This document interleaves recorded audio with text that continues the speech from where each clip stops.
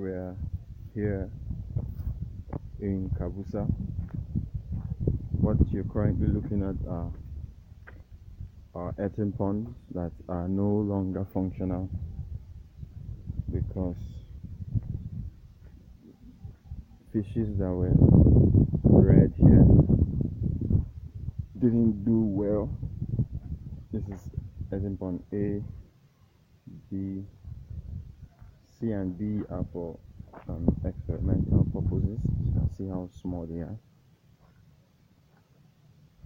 Then we have E, and then we have F.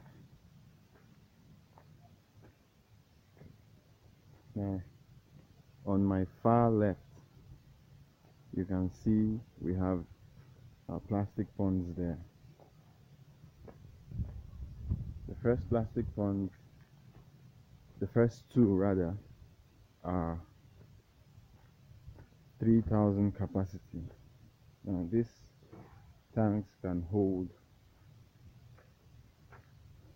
300 to 500 fishes from start to finish.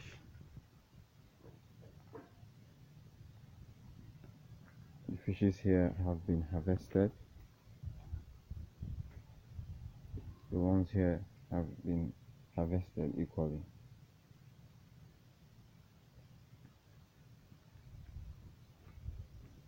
This is plastic tank. This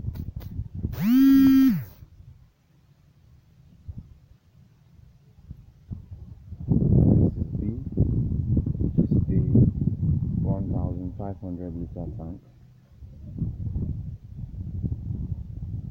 The fish is currently here. Then here, this is a 2,500 liter tank. This can hold 200 to 400 fishes from start to finish, while this can hold 100 to 200 fishes from start to finish. This can comfortably carry 50 to 100. It's not big enough. Now, for an upgrade, because fishes perform well in the plastic tanks, if we have like 10 of this, that's the 3,000 liters tank. It's all spread out in this open space you're looking at here. And then we have our nurseries, like smaller tanks for experimental purposes, just to serve the same purpose as the smaller eating ponds you saw on the first clip. We have that, and then for the sake of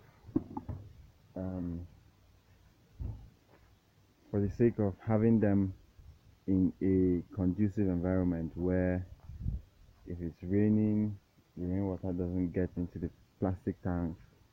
If it's too sunny, the water doesn't get too hot for them. We have to like roof the top, just like what you're seeing here, but this was done with trampoline. As you can see, it didn't stay that long, but if you have like a roofing stuff with zinc on it, that will last longer and it will help the whole process. This is the empty space where that's going to happen. Then on the extreme there, where you can see the water reservoir, we can have about 2 to 3 extra water reservoir, such that we have, because we're going to be running on a flow through system where water is constantly coming in and going out. That way you're giving the fishes a conducive environment to live. Now this area can hold 2 to 3 tanks. As you can see, we have one here. This is the water tank. We can have as many as we want to have around here, or even here. This areas can hold those tanks. Now, for remote viewing and also security purposes, so such that you can watch whatever is going on in the farm from anywhere you are. We have cameras installed here. This is one.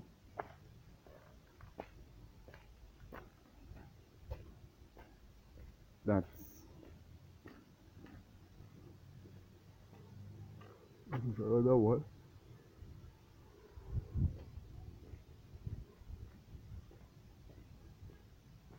I'm just going to take you to the different areas where we have cameras.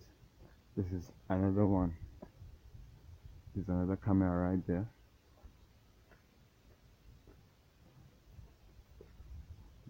Trying to get to.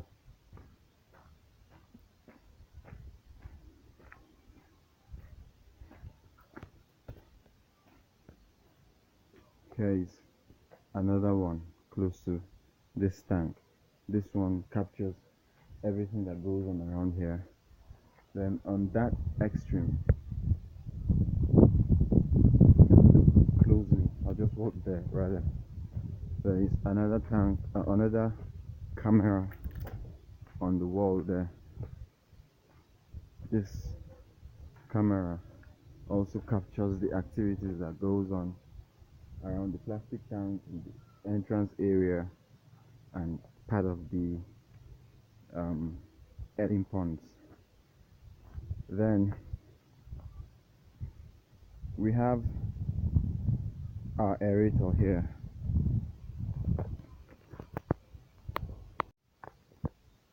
This is the aerator you're looking at. Now the purpose or the function of this aerator is to circulate oxygen in the water. Circulates oxygen in the water for the fishes. Now the cameras, the aerator, they are all powered by the solar system we have.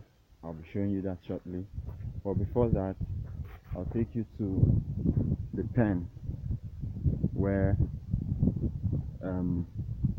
we have our fish drying ovens and some other key machineries you'll be seeing.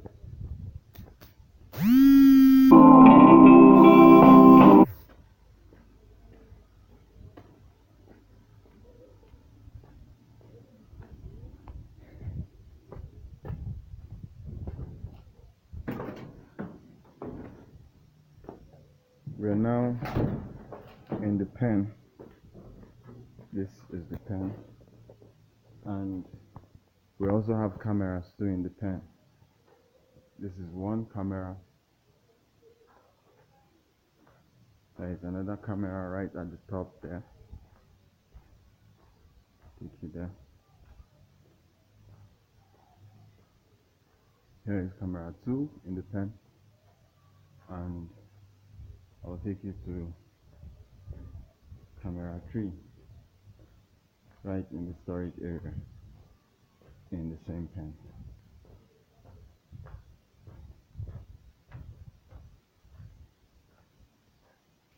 That's camera 3 right there.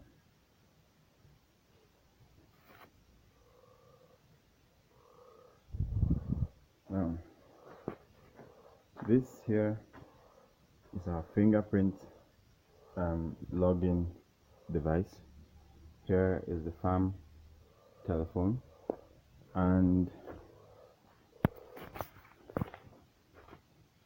here what you're looking at is our pelleting machine. This is like the blade. This is the pelleting machine, and right here is our grinding machine. We have 2 of it, powered by a 5.5 motor engine. You can see right here. It's a 5.5 horsepower, and that is 13 horsepower. And what we currently use these grinders are, what we currently use them for, are for grinding our fish feed raw materials. Use them in grinding the corn, the soybean, the cassava peel, everything we use for the fish feed. This is what we use in grinding them. And here we have our small scale. We use in weighing. If we buy fish, we use this scale in weighing. After grinding our raw materials, we use this in weighing as well. Then here, these guys, these are our fish drying ovens. The first set we got, they are both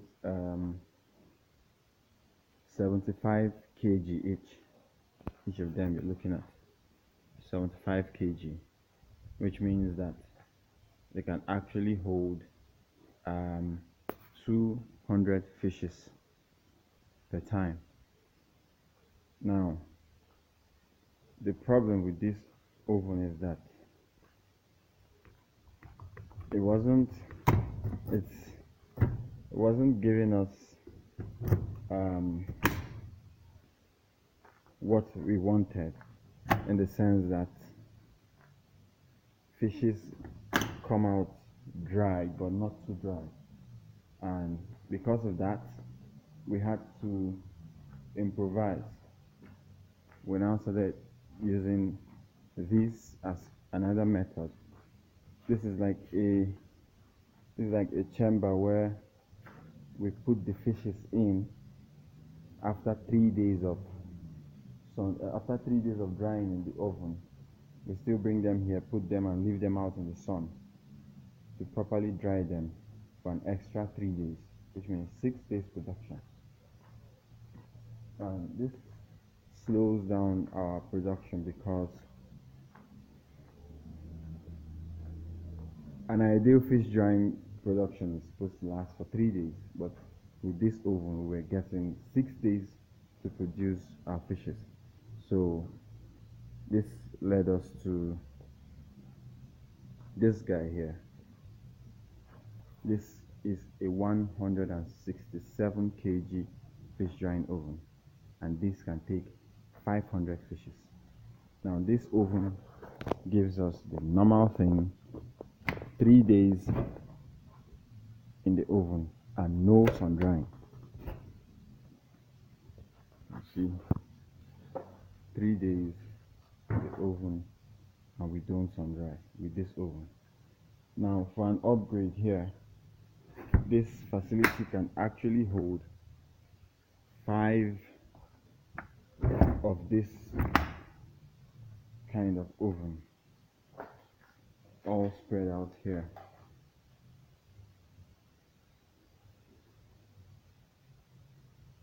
All spread out in this area. You can have 5 of this kind of oven here, and then with this other area here, we can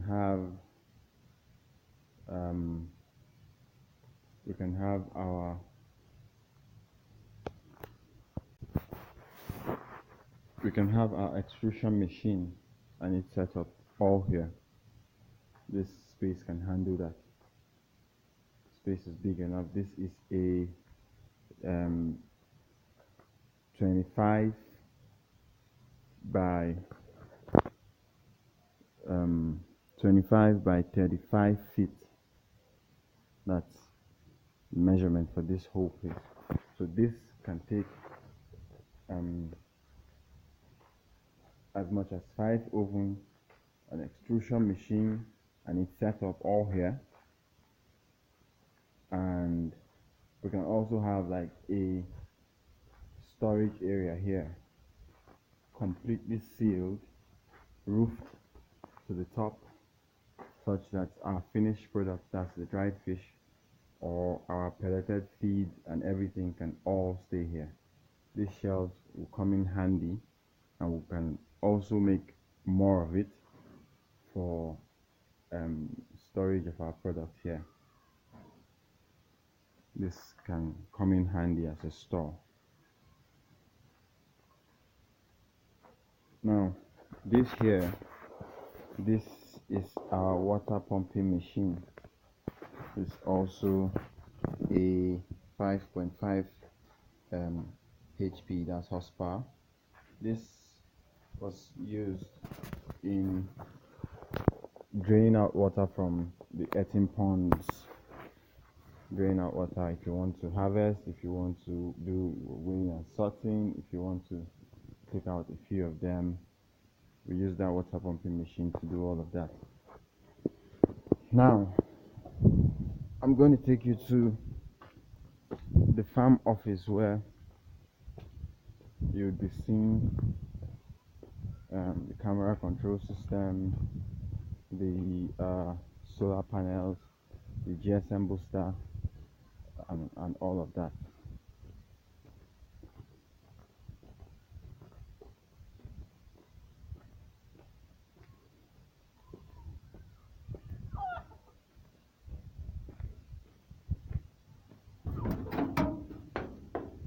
Now here, the pole you're seeing there is like an antenna. This is like an antenna for our GSM booster right there, up there. Then what you're seeing next to it are all the solar panels, because this area there is no power supply around there, so we had to get these solar panels. This is 4 right here, and I'll try to show you the others behind the roof. Let me see if you can see that from here.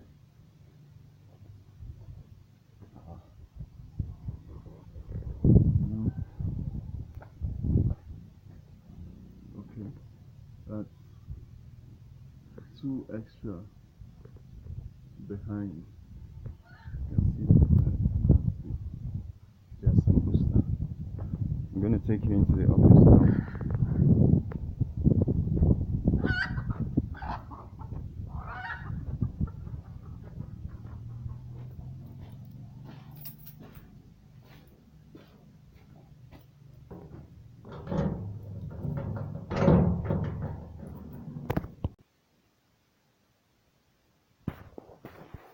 Here, this is the GSM booster here. This is it. And here is our monitor for the cameras. This is where we view from if you want to see whatever is happening. Here is our internet device, SpectraNet. Below it is the camera control system, the DVR, what they call it. Then we have our charge control here. You can see this is the charge control, and this is our inverter battery. Here is the inverter. All these setups original.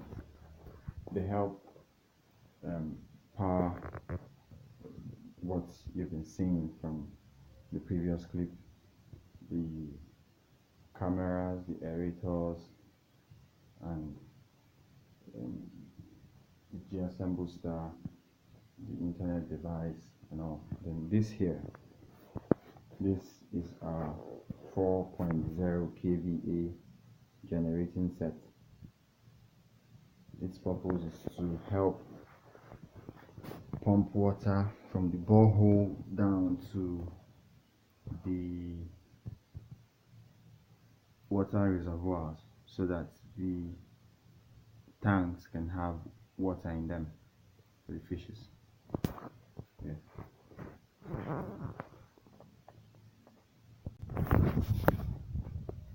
And lastly, this space is still big enough. It's still big enough to have a hatchery setup in it. It's still big enough. We can even use the building you're currently looking at. We can have that set up for our hatchery setup, or we can even have our hatchery setup anywhere in this place. Big enough to house that.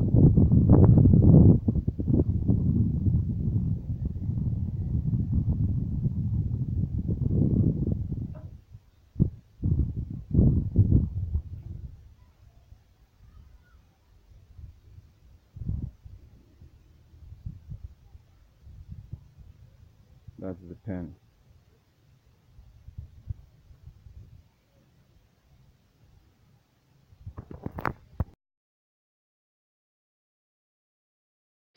This is a plastic hatchery meant for the rearing of fish and fingerlings.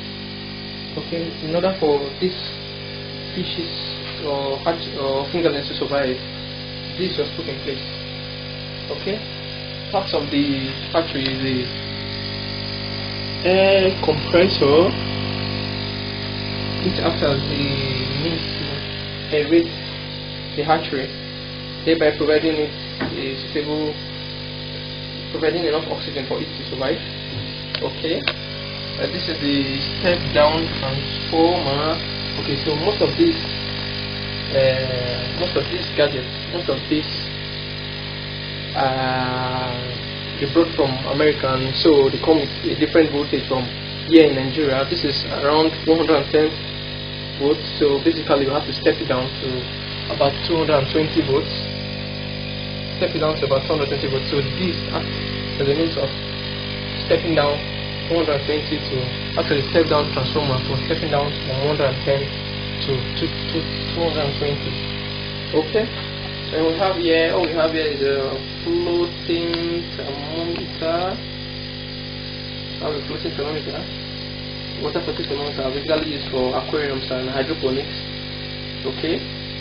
Once there's a particular range of temperature which this fish can survive inside here, I think from anything between 26 to 28 degrees.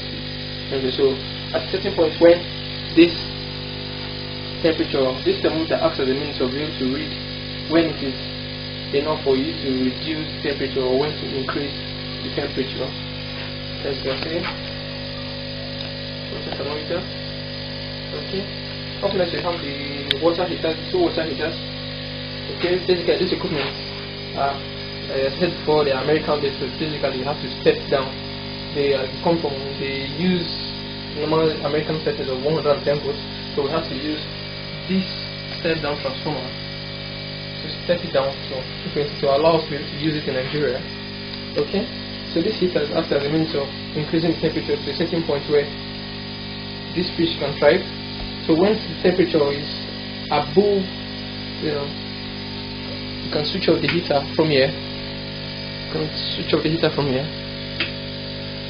Till the thermometer reads to that normal temperature or below temperature, then you can increase it again.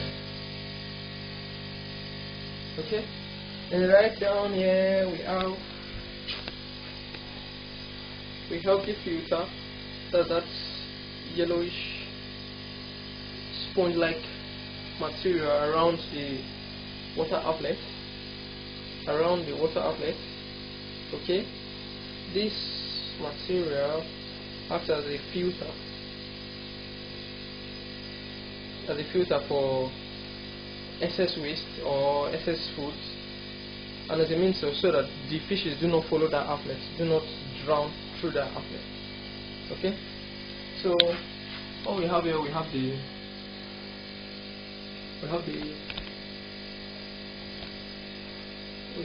water inlet. Okay, this is a means where it's like a shower which has this pump here. So it has a pump here, so you're going to increase water, increase it like this. You see, like this, right? I also want to up it, up that way. So in the case where you want to increase the amount of water inside the hatchery, this can be used to do that. Okay, then for a situation where there's the presence of maybe ammonia or nitrite, as much as into that, as water is coming, you need to also change the one going out. So this acts as the water outlet. This is a place where water can be reduced in the hatchery. Okay, and this is the pump for that reduction of that water. So once I switch it on that way, water flows through from the hatchery out to a place where it can be disposed. Okay, I think that's all for today. Thank you.